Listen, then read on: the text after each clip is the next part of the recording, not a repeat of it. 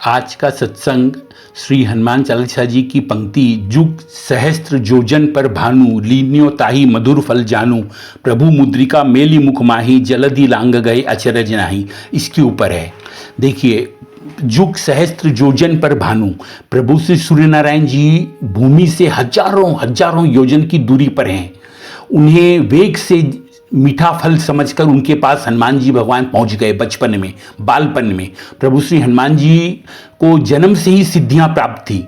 जन्म से ही वे रुद्र अवतार हैं, सिद्धियां प्राप्त थी। वे जितना चाहे उतना ऊंचा उड़ सकते थे, सब तरह की सिद्धियां उनके पास थी। और बचपन से ही वे परम तेजस्वी थे, जिन श्री सूर्य नारायण जी भगवान को हम आंख खोलकर तेज के कारण, उनके तेज, भयंकर तेज के कारण देख भी नहीं पाते। लगातार उन्हें प्रभु श्री सूर्य हनुमान जी बिना परिश्रम के उनके निकट पहुंच गए और उनके पास जाके वो इतना कठिन से कठिन कार्य था वो कर दिया। उन्होंने फल समझ के उनके निकट पहुंच गए। और ये क्षमता प्रभु श्री हनुमान जी में बचपन से थी।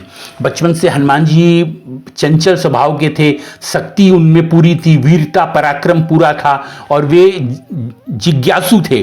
वे लाल लाल चीज देखकर उसको फल समझ के जिज्ञासा के कारण उनके पास पहुंच गए, वेग से एक छलांग लगा के पहुंच गए।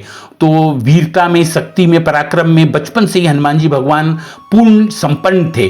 असंभव को भी संभव करने की उनके पास बचपन से ही क्षमता थी। तो वही ज्ञान के देवता सूर्य नारायण जी भगवान से ज्ञान लेने के लिए मधुर फल की भांति उनके पास जाकर उनको प्राप्त किया उन्होंने। तो ये एक संत के द्वारा किया गया अर्थ है कि ज्ञान के देवता सूर्य नारायण जी हैं, जो बाद में उनके गुरु भी बने। उनसे ज्ञान लेने के लिए, ज्ञान मधुर फल समझ के ज्ञान को वे उनको प्राप्त करने के लिए छलांग लगा के उनके पास पहुंच गए। मीठा फल खाना जितना सरल होता है, उतना ही सरल रूप से हनुमान जी भगवान सूर्य नारायण जी भगवान के पास पहुंच गए।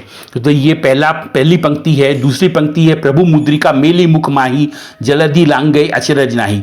प्रभु श्री राम जी की मुद्रिका को, जिसमें श्री राम नाम अंकित था, उन्होंने मुंह में रख के, यानी अर्थ क्या है, राम नाम को मुंह में लेकर इतने विशाल समुद्र देव जी को वे लांग गए। 100 योजन के समुद्र देव जी को लांग गए। अब वे मुद्रिका को अपने जनेऊ में रख सकते थे, अंगुली में धारण कर सकते थे, मगर उन्होंने मुंह में क्यों रखा? क्योंकि उसमें राम नाम अंकित था, मनोहर नाम अंकित था राम का। जिस पर राम नाम अंकित हो वो अति सुंदर हो जाता है, वो दिव्य होता है। राम नाम लिखी मुद्रिका कहीं कहाँ रखनी चाहिए, ये हनुमान जी ने बताया कि उसको मणि रूपी ये राम नाम है, जिसको मुंह में रखना चाहिए। मणि मुंह में रखने से बाहर भीतर दोनों तरफ प्रकाश जागृत कर देता है। तो शांति स्वरूपा सीता जी को की खोज अगर हमें करनी है तो मुंह में हमें श्री राम नाम या भगवत नाम हमें मुंह में रखना ही पड़ेगा।